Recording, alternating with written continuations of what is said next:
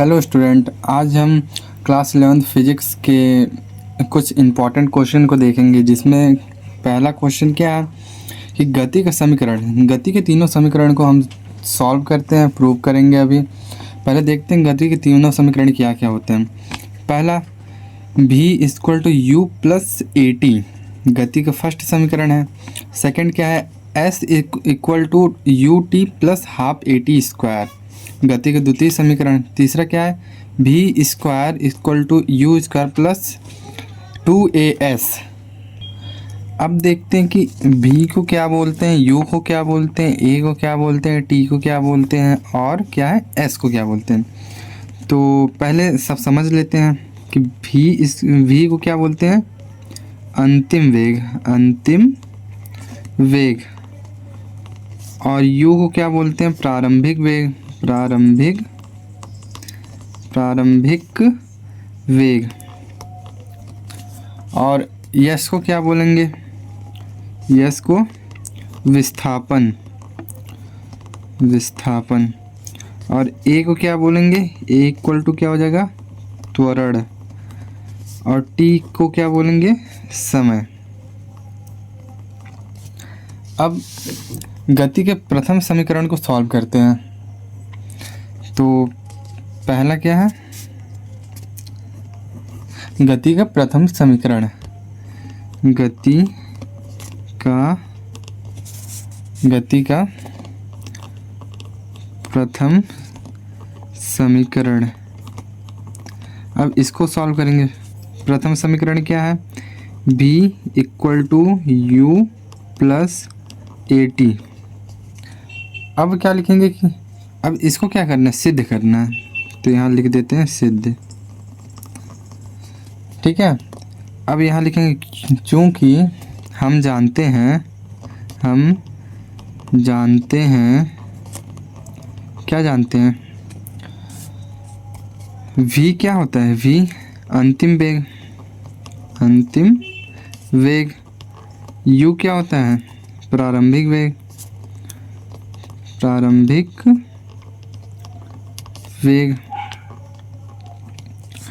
और a है, a क्या होता है, यहाँ a भी है, a यानी त्वरण होता है। और t है, t यानी क्या होगा, समय होगा। अब इसको सॉल्व करते हैं। तो क्या लिखते हैं, हम जानते हैं कि त्वरण बराबर, क्या लिखेंगे, हम जानते हैं कि त्वरण बराबर त्वरण को क्या चीज़ से शो करते हैं, ए से। त्वरण बराबर क्या होता है, वेग में परिवर्तन,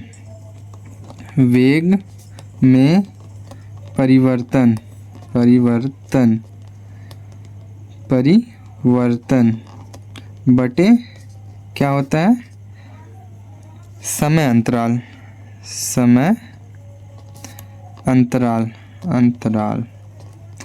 अब वेग में परिवर्तन को क्या लिखते हैं, ए इक्वल टू वेग में परिवर्तन यानी अंतिम वेग माइनस प्रारंभिक वेग अपॉन क्या हो जाएगा, समय अंतराल क्या है, टी।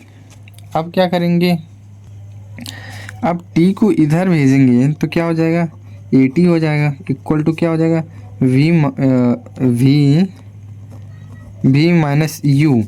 तो अब इसको इस साइड लिख लेते हैं, इसको इस साइड, v माइनस यू क्या है, इक्वल टू ए टी। ठीक है।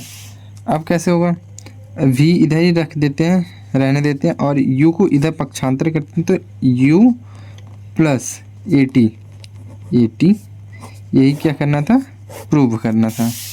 देख लीजिए, v equal to u plus a t, ये क्या हो गया, प्रूव्ड हो गया। अब सेकंड देखते हैं, सेकंड क्या है, सेकंड समीकरण। अब क्या करते हैं, गति का द्वितीय समीकरण को हल करते हैं। तो गति का द्वितीय समीकरण क्या है, s equal to u t plus half a t square. अब इसको सॉल्व करेंगे तो क्या लिखेंगे, हम जानते हैं कि क्या जानते हैं, u बराबर क्या होता है, प्रारंभिक वेग, प्रारंभिक वेग। और यहाँ यस है तो यस बराबर क्या होगा, विस्थापन, ए भी है, ए यानी क्या हो जाएगा, त्वरण। ठीक है, यस यू और टी भी है, टी यानी क्या हो जाएगा, समय। अब इसको सॉल्व करते हैं।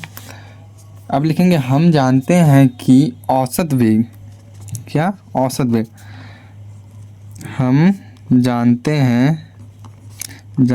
हैं कि औसत वेग बराबर क्या होता है, औसत वेग इक्वल टू क्या होगा, प्रारंभिक वेग प्लस अंतिम वेग बटे 2। तो लिखते हैं प्रारंभिक वेग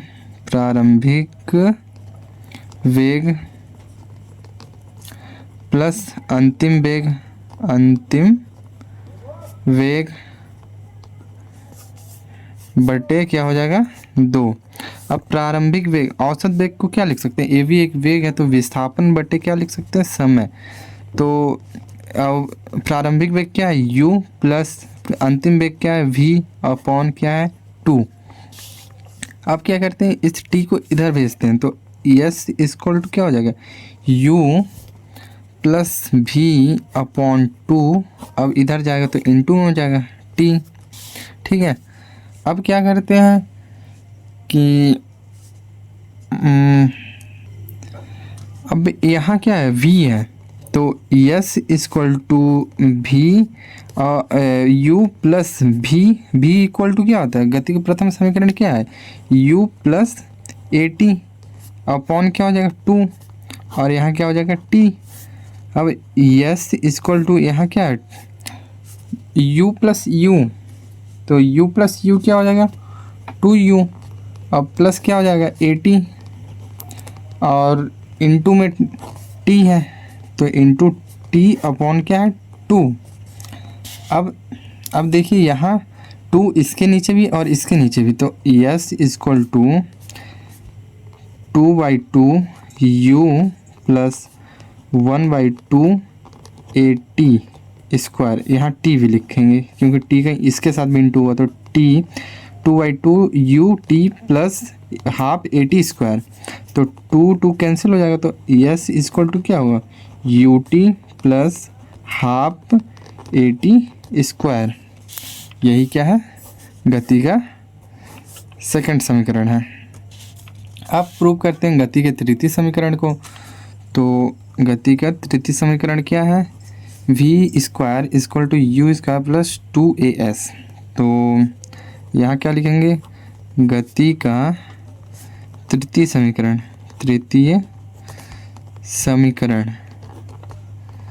तो v square equal to u square plus 2as। अब इसको सॉल्व करेंगे, गति के तृतीय समीकरण। तो हम जानते हैं, क्या लिखेंगे, हम जानते हैं कि v क्या है, v अंतिम वेग है और u क्या है, प्रारंभिक वेग, a क्या है, त्वरण और s क्या है, विस्थापन। अब क्या लिखेंगे कि गति का प्रथम समीकरण से। ठीक है, अब इसको सॉल्व कैसे करेंगे, गति के प्रथम समीकरण से। तो गति का प्रथम समीकरण क्या है,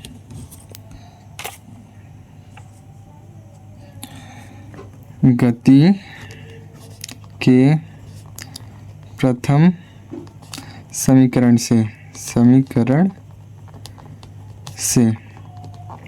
अब गति का प्रथम समीकरण क्या है, देखिए यहाँ कैसे करेंगे, गति का प्रथम समीकरण v equal to u plus at, ये गति का प्रथम समीकरण है। तो इसको क्या करते हैं, इक्वेशन नंबर 1 कर देते हैं। ठीक है, इक्वेशन नंबर 1। अब समीकरण 1 के दोनों पक्षों में क्या करते हैं, वर्ग कर देते हैं। समीकरण 1 के दोनों पक्षों में वर्ग करने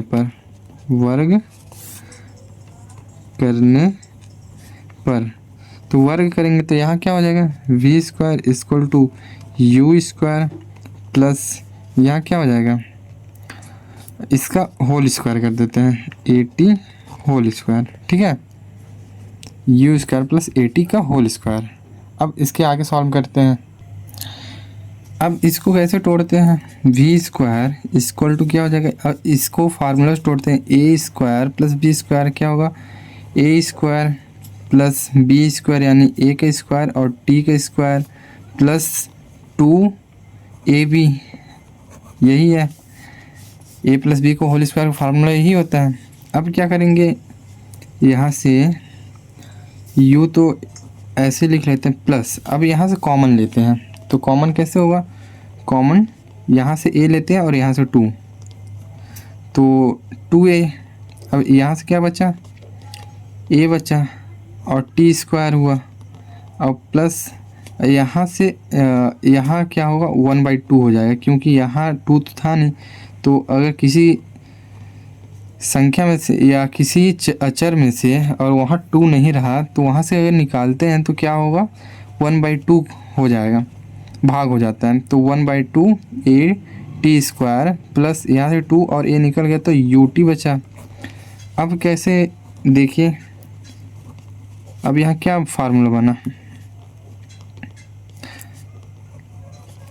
half a t square plus u t, इसको अरेंज करके लिख लेते हैं, u t plus half a t square.